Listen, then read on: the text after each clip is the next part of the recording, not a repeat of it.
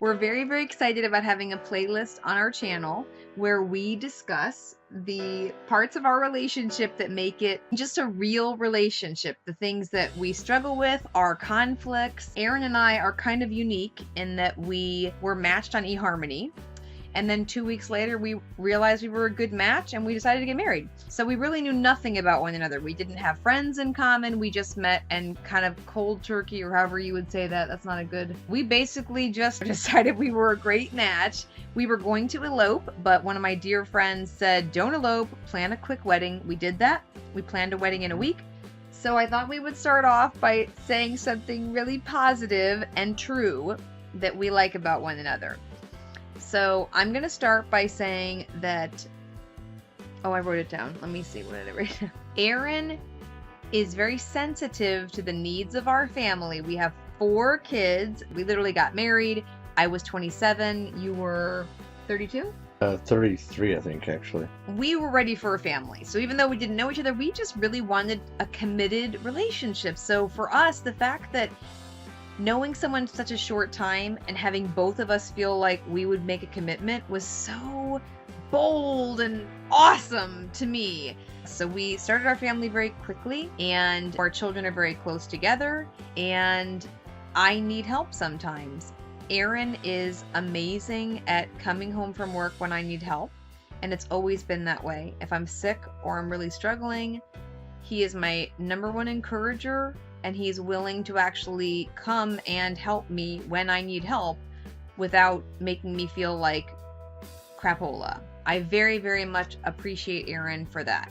It's tough to follow, but for the most part, one of the nicer things about Esther, I say nicer because she's got a lot of nice things about her, but for the most part, one of the nicest things about her is her introspectiveness. You know, like, if anything happens or she does anything wrong, or even if she doesn't do anything wrong, she goes back to the drawing board and is introspective and thinks it over and tries to become a better version of herself. And she does that all the time, like every day. And it's a very, very, very rare trait, and especially from the people I've met over time.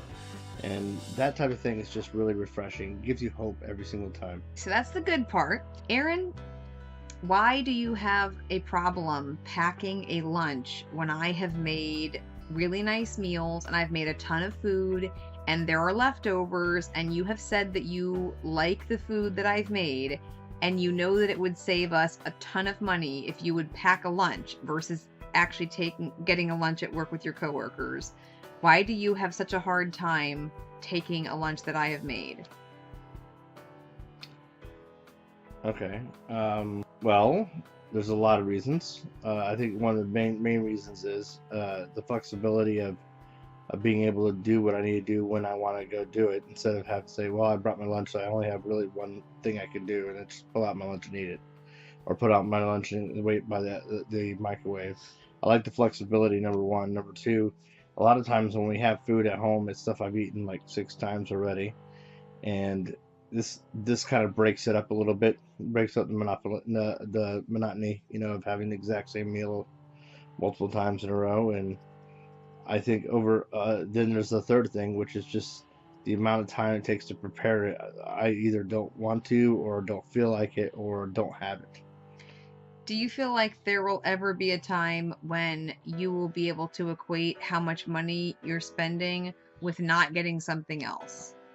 Now, I was pretty sure that we were going to be talking about things that we've already worked out, and not just things that you want to pick fights with me on video for. Okay, no, Like, it's not two that of I these want to things pick a I fight. totally I just feel blindsided like, well, it's because you didn't want to plan topics. But literally just tonight we were talking about how we have a ton of food in the fridge, and I have a very special diet that I'm supposed to be sticking with, but I tend to not stick with it because I hate waste. So when I make food for the family and no one wants to eat it, I just hate to waste it, which I'm sure to a lot of people doesn't make sense. Why would you eat something that's going to make you sick? Well, everything makes me sick, so I feel like, if I'm going to be sick, I might as well eat this food that I made that I think tastes delicious that no one else is willing to eat. That's why I brought it up. But I did eat it. You did. Tonight you did eat some for dinner, so And I ate it thank last you. night too. Okay. And I ate it the Well, night before that. so we'll just consider this to And I be think I ate it the night before that when it was fresh. okay. Well, so So, we'll consider this to be an ongoing topic, and maybe we can discuss it at a later date. okay. Yes, there's a few things. Quite often, like, it's. I mean, I don't want to talk about just bad things that we have, like, we go through. I don't think that's Well, a good, here's my thought. I I don't would think like to that's a talk helpful about, format to people. but here's what I think. I think that there are a lot of issues that we face that are the same issues other people face. I bet there are a lot of other couples out there that after 8 years of being married, if one person packs a lunch and the other person doesn't, that the person who packs a lunch is going to want an extra stipend because of that frugal behavior. So are we providing something for the women who want about their husbands? Well, no, that was just me. You get to pick Well, one. I know I have not, and there's a difference. You know, Just pick something that you think other men might go, ugh, about too. this is a tough one. There's so many. Well, Really. really. Let's start out with just today. Okay, that sounds good. All right. Like for example, I come home a little early today, Mm-hmm. and I did it so I could be more helpful to you. You know, the weather was going to be bad. I didn't know how bad it was going to be, and I knew I was going to be having the next couple days off anyway, and I was going to be sick, or not sick, but you know, I'm going Not to able surgery, to help as right? much, yeah. So I figured I'd come home a little early, be nice to you, Mm-hmm. be kind of there with you, but I don't come home for you to take a break and then never come back. And the first thing I did when I came home is I took care of the kids. I took care, you know, I just over and over again was in there helping out with the kids. And then finally, after that, this is during lunch, right? So I had set up myself with a lunch to eat, and I was not able to eat it because I was constantly running back and forth with the kids. I had started eating it finally, and then another kid came out, and of course the kid pooped on himself. So I asked Esther, "Hey, honey, can you take care of this while I go get, you know, my food and possibly eat my food?" And you literally went from, "Hey, my husband's home taking care of me," to, "You're totally not helping me. You're not helping me. You're essentially saying I'm worthless." And it's like, okay, hon, I literally, the first thing I did when I got home is started helping you. If I didn't come home, you would have do all this yourself. So I've already cut your workload in half, and as soon as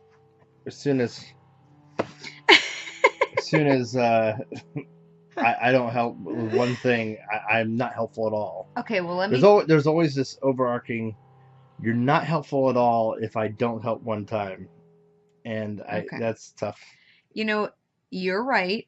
I am very harsh on a case-by-case basis where I can be very happy with you and then 5 seconds later, I'm just extremely disappointed because I think it's because I deal with the kids more frequently by myself and we handle the children differently.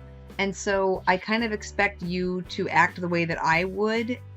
And when you don't, it's like a personal attack. But specifically today with the situation, I literally walked through pee on the floor, like on a tile floor. I walked in and I stepped right in it. Well, I'm not going to go into too much Well, detail. no, but of I'm all not the going to go any more. grossness. No, what I'm going to say is, I literally walked right into the problem. It wasn't even like, hey, can you help with this problem? And there's like a perimeter around the problem. I just like smacked my face in the problem. Essentially, my wife is blaming me for her not looking where she was stepping. I mean, the same thing that I avoided via my eyeballs. She did not use those things, and she then blames me like I peed on the floor. Okay.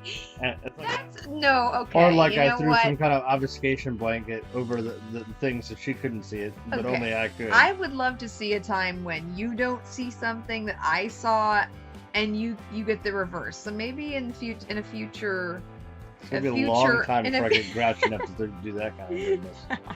I'm not saying it won't happen eventually, but old man Aaron will eventually start getting grouchy enough that everything's blamed on everybody else. In a future vlog, if there's a moment where I knew information, I didn't share it with you, and then you fell into a bit because of it. Generally, I also don't tell you when the door is open. You just see the door is open. Okay, well, so that happened today. And you don't walk through it.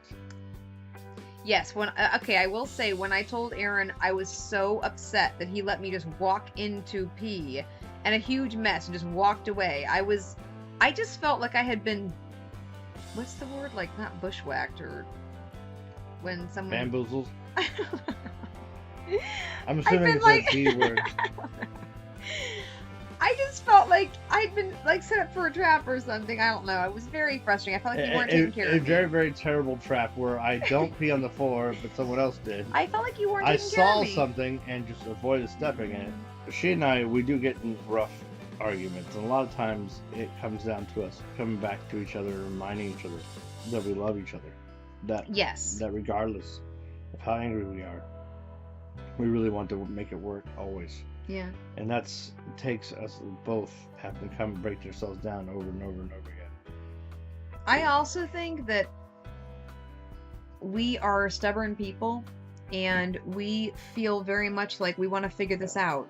So when we look at how easy it is to abandon a marriage, when we get to the point where we're like, I don't want to see your face for one more second, and then we think about what that looks like, what it really looks like when you just leave and then have to do it by yourself.